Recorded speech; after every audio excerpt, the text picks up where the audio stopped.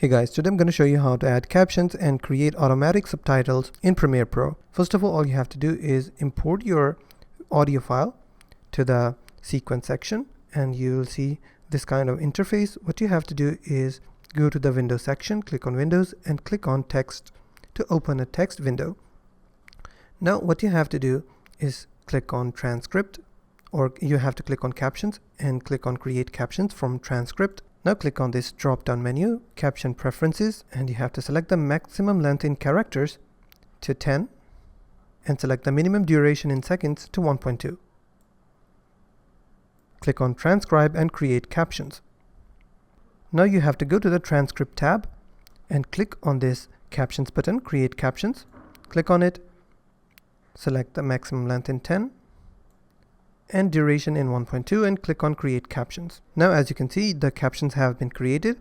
To edit your captions, what you have to do is double click your captions, and from here you will be able to change the size, the font in each and everything. And that's how you can create captions and add automatic subtitles to Premiere Pro. If you find this video helpful, please hit the like button and don't forget to subscribe.